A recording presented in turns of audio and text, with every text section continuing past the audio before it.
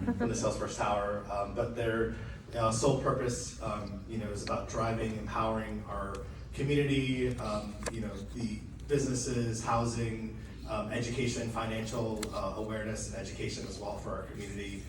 So Lamar is going to share, the state of the, Asian organizations and small businesses. And so Lamar, if you would join me up here. Thank you. Thank you. Thank you. Thank you, Brian, and thank you, Lily. Thank you, Jen. We're all here because we're disruptors. And Sam is the Chief Transformation Officer. And what does a transformation officer do but disrupt? So if we're not here to disrupt, let's go home. Let's call up Asian American, Native Hawaiian, Pacific Islander Heritage Month, and let's just keep doing what we were doing as a country before. So I really want to thank Lily and Brian and Jen and Madison and the speakers before me who have really emphasized the imperative. We're preaching to the choir here. We are all part of the message, and we're all going to leave with that message. But what I want to do is I want to make a socioeconomic case for AAPI-owned businesses.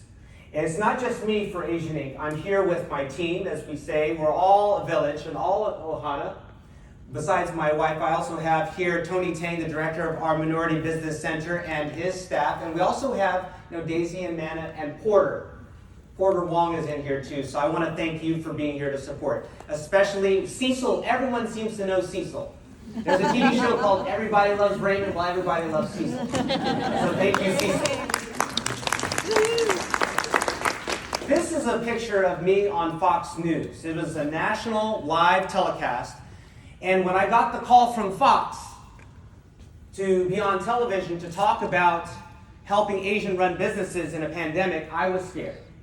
But I took the opportunity to put on some makeup, which I don't do on a daily basis. It's a small business owner who put the makeup on my face, an LGBTQIA small business owner who did that. And I rode in a town car run by a small business company, minority-owned business, and showed up to the studios to talk about supporting Asian businesses in a pandemic of not just COVID, but a pandemic of hate.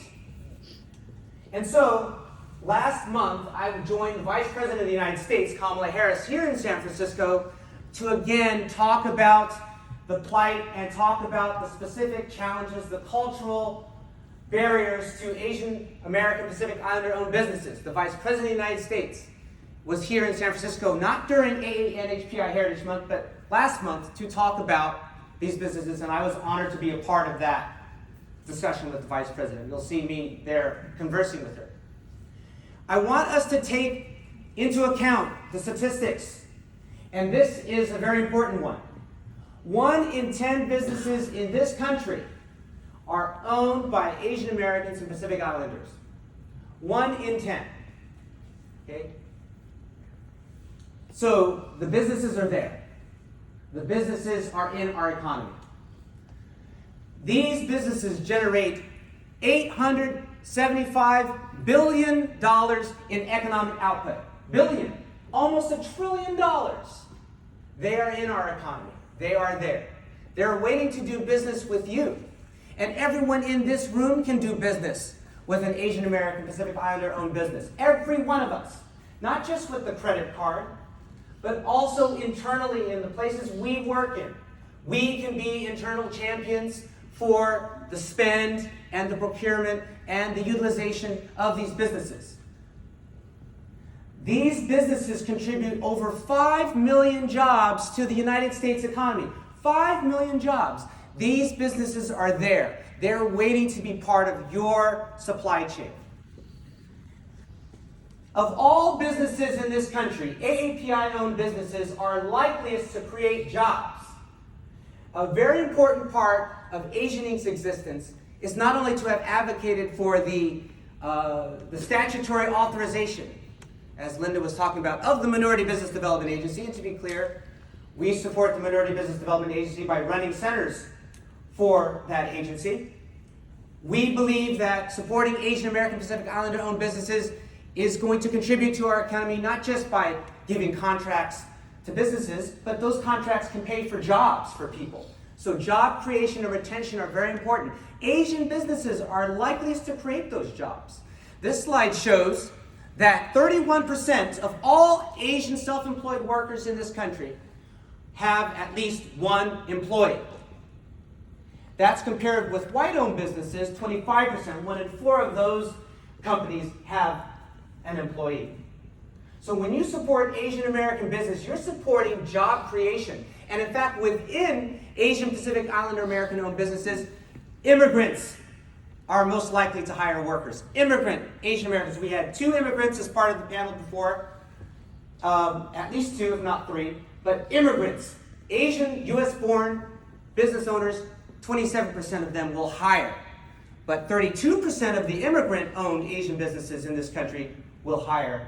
So there, you are supporting job creation. You are not just supporting business owners, you're supporting jobs when you procure and buy from Asian American businesses, and especially those immigrant-born. I want to highlight one of those immigrant-owned businesses, I call her Dr. Machen Welke with CMIT Solutions.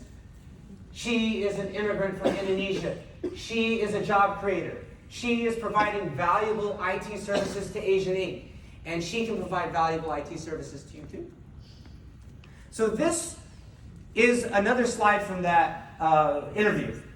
And the importance of utilizing Asian American Pacific Islander-owned businesses isn't just for jobs, but it's also an economic response to what's going on in this country and what has continued to be in this country even before the COVID-19 pandemic. Everyone has a response to social harms in this country. And the response, as an economic one, is made by dollars and cents. And so, talking about Asian hate, really the pandemic within the pandemic, almost 11,500 incidents of violence were reported to Asian Americans and Pacific Islanders between March 2020 and March 2022. What are we going to do about that?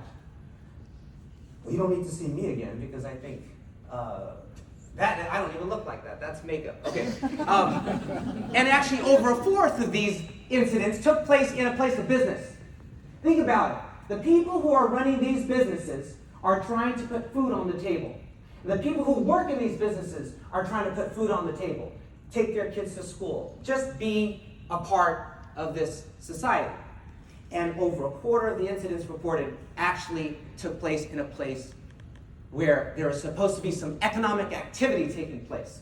So imagine the people who are working for these businesses or run these businesses or the family members of the people who are in these businesses trying to go to and from. That is the chilling factor that this has on our economy. In fact, anti-Asian racism amid this pandemic has a measurable economic consequence. And you'll see that one study showed that for one segment of the economy, just one segment of the economy, restaurants, the COVID-related effect, not just COVID as a pandemic, but the stigma and the incidence of race, hate, violence, affected this industry to the tune of $7.5 billion.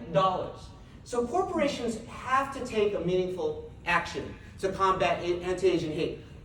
We are here at Salesforce because a corporation has taken meaningful economic action to address a societal concern, which means we are not reflecting our best country by diversifying the supply chain. We are not reflecting the resilience and the diversity of the people who are in this neighborhood unless we utilize Asian American businesses. But in this particular time as well, corporations can and have done things to respond. Now, this is an example of a response. In response to the wave of protest over the death, this says death, but it was a murder. Okay, it's a legal proven murder. George Floyd was murdered.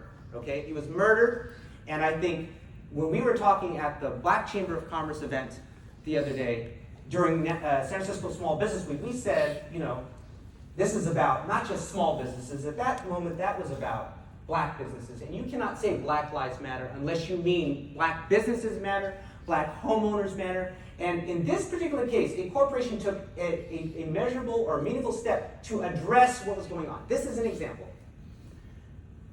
So we are in a time where we can do something. Now this slide here is from a database, and I know Lily comes from supply chain responsibility. She knows what this is about, and a lot of you do too, that there are public databases that tell you who the Asian Pacific American and subcontinent Asian American businesses are. The information is public. So if you know that you can diversify your supply chain by utilizing these businesses, and they exist, many of them are publicly registered on this database. This happens to be a database of Caltrans, the Department of Transportation, the Disadvantaged Business Enterprise Directory. The businesses are there, they are waiting to be utilized. You can go to the WRMSDC, Cecil, everybody loves Cecil. He will get your business Asian American certified, right? Asian American owned business certified. US PAC will certify your business as Asian American owned. Asian Inc. runs the Minority Business Center here in the San Francisco Bay Area for the Department of Commerce. We will assist you, and I think when Sam was talking about how you support the businesses, besides giving them contracts there, and you have Bank of America here, access to capital. How do you get businesses capitalized? How do you position businesses to go for the contract?